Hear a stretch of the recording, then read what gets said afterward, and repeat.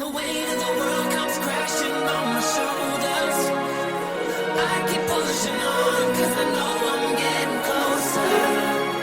And I just believe in me, and this is my dream. So take me or leave me, love me or hate me, but you ain't never gonna change me.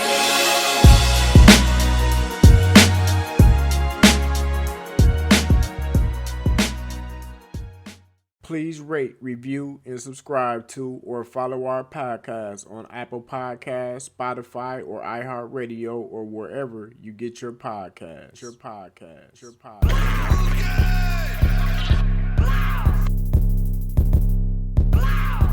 DJ Guate. We're right here live at AE University. It's authentic or nothing. You're now watching the Tough Love Podcast. We with Tough Love Podcast. Tough Love Podcast. The Tough Love Podcast. You tuned into the Tough Love Podcast. Tough Love Podcast, baby.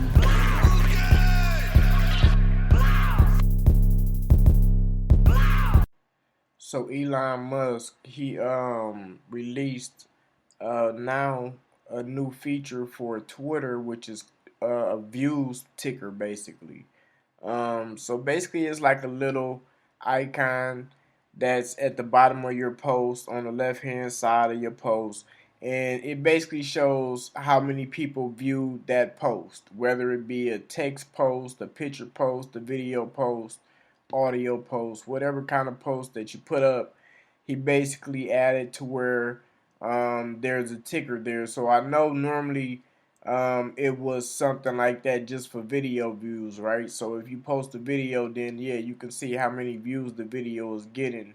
But I believe that this feature is now added to every post and for everything now. And it's crazy because people are pretty much uptight about this feature. I would say they in a frenzy, right? Because of social media, and it's hundreds of people. It's probably thousands of people that I have seen comment negatively towards this ticker, basically. I actually happen to like the ticker. Why? Because I think that the ticker shows transparency for the followers, and it's informative and transparent for the users and the followers, right? So, basically it's like you know how people like to buy views, right? So, or say for instance, buy likes or buy retweets for a post or whatever. And I know that this happens quite frequently on Twitter. I see people that's not verified, that don't even have 5,000 real followers, that be having crazy engagements on their posts. And I know some of it is authentic, but a lot of it is not. Okay, people are buying those bots that just automatically retweet and like your posts, basically. So I can't say that all of those people are the ones who are complaining. There's a lot of different varieties, I would say, of people complaining about this ticker, and I don't see why. Like, what's the problem? You know what I'm saying? Like, I'm trying to see what the problem is, because I'm reading people posts and I'm trying to get an understanding of, why they don't like this feature. And I like I said, I have read, and I was exaggerating when I said thousands of people I read. No, I didn't read thousands. I definitely read a couple hundred though. People's comments, man, and I still couldn't get no clarity as to what they didn't like about the ticker. That actually made sense, right? So people was making excuses, but it was nothing that actually made sense at all. I just think that the ticker is good. It adds transparency. Elon Musk, you keep on building Twitter, man. And this is how I even feel about the whole situation. I was talking to a friend of mine the other day, and we were talking about Elon Musk and how he, purchased Twitter. And this is just what I believe, okay? So this is one man's opinion. You don't have to believe it, none of that. But this is my opinion about Elon Musk. So I know at one point he was on the board, right? He was on the board of directors or the board of whatever that oversees and runs Twitter. He's basically an investor, but he was on the board. Um, and I believe that if I'm right, Twitter was trying to find somebody to sell to. And of course, Elon Musk was on the board at that time. So I believe that they went through a couple of deals or whatever. Didn't nothing really happen on either end. So Elon Musk was like, okay, what I'm gonna do is I'm gonna just buy everybody's shares and I'll buy Twitter. You know what I'm saying?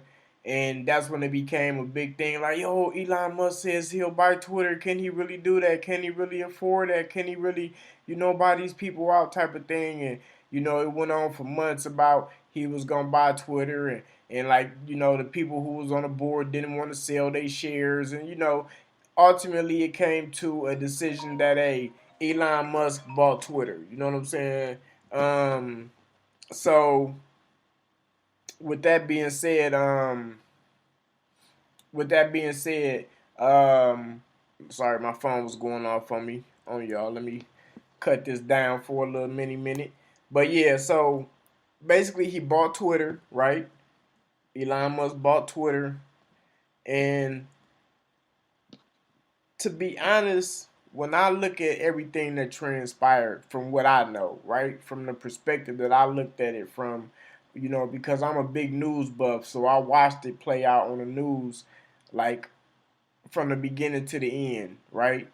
Um, and what I took from it is that when Elon Musk bought Twitter, he did it to show his muscle. He didn't do it because Twitter was his baby.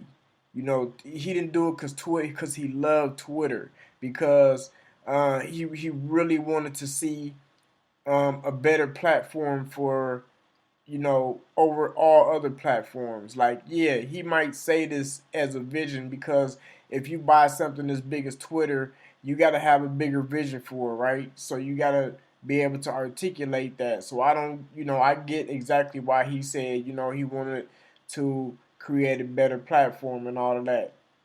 Something with free speech and all of that. But even though it's so much red tape, you can't even get around free speech with a platform such as Twitter, okay?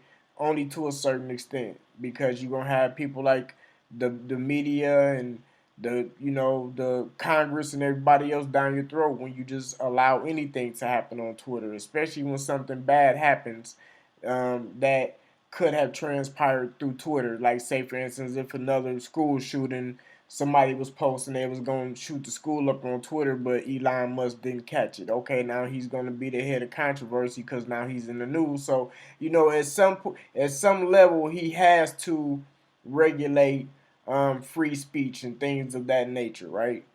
To some degree. So I'm gonna take you back to what I was saying. As far as when he bought Twitter, I feel like he was flexing his muscle. Like I said, his two babies, okay, and really his number one baby is Tesla.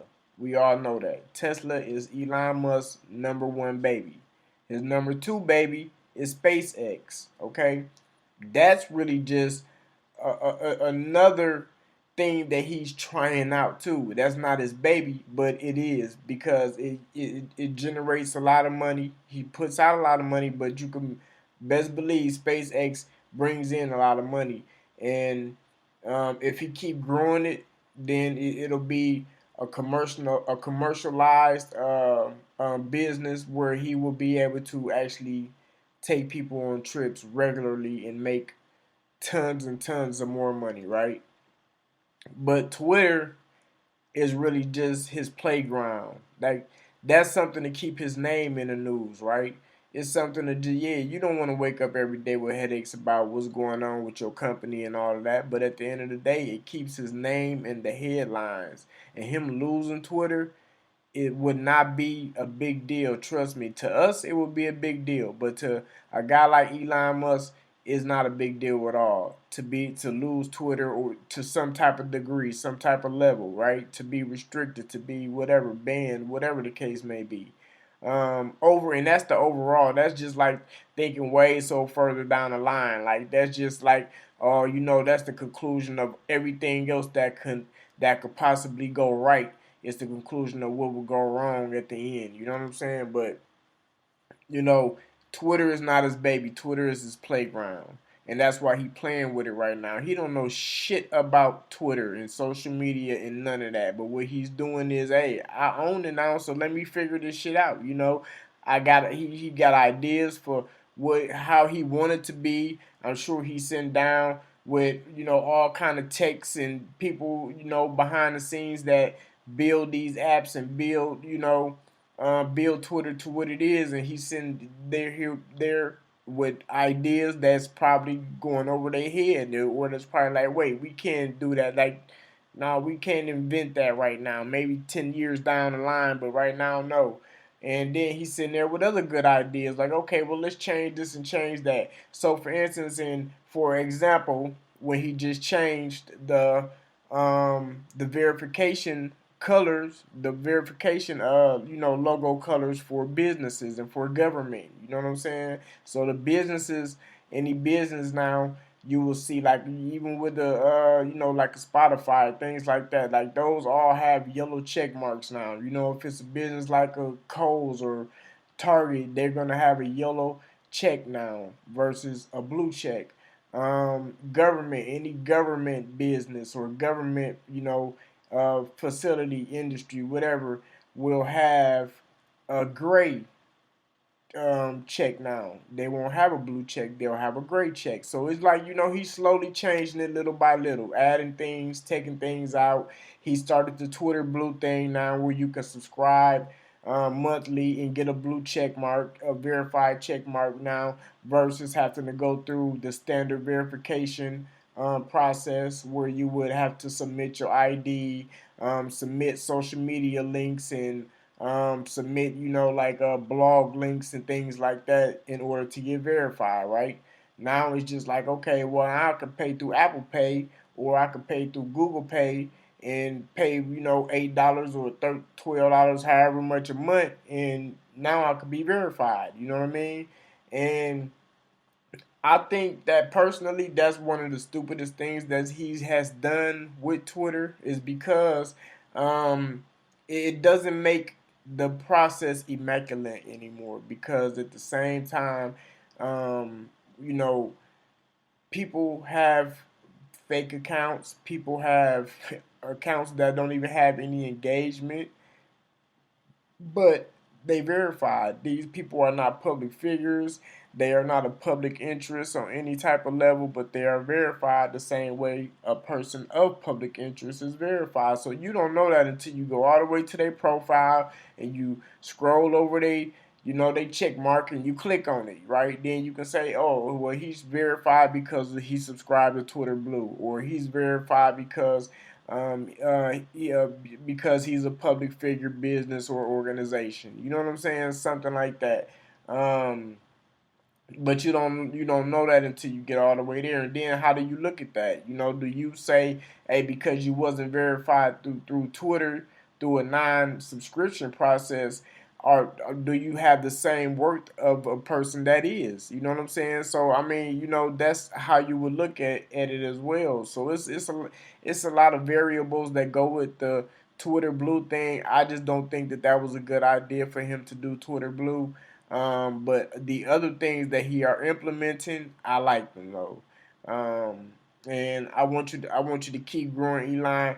I love the controversy. I'm a controversial person, so I get it, because when you come from a real aspect, man, and there's a lot of fake people in this world that are yes men and yes women, and they just agree with popular opinion. I love the people who go against that, because that's what I do, and I get it from that perspective. So salute to Elon Musk, man. You a big motivation to me, a big inspiration to me, man. No bullshit. I literally watch a lot of what this guy does, because I want to be able to teach my people, what I've learned from him, and hopefully I can grow. And of course, I may or may not become a bigger billionaire than him, but at the end of the day, that's not my goal. You know, my goal is to become educated. My goal is to be able to become educated enough to teach other people before they even reach my age the things that I know and how to become wealthy and create generational wealth. You know what I'm saying? So yeah, I look up to guys like Elon Musk. You know, y'all, a lot of people look up to people that's rappers, and that's cool. I mean, regardless of who you look up to and what you look up to them for, that's on you, right? But I look up to other people. Yeah, a lot of black entertainers, a lot of black music artists I definitely look up to, but it's it's a little more difficult than most people. You know what I'm saying when it comes to who my list is. But we'll talk about that on a whole nother segment. Right now, I want to give a big shout out to the homeboy Elon Musk, man, for getting Twitter right, man. Let's get it in. This your boy Trey G, and you are now tuned in to the hottest station on the net, man. Tough Love Podcast, where we keep it real. Let's get it.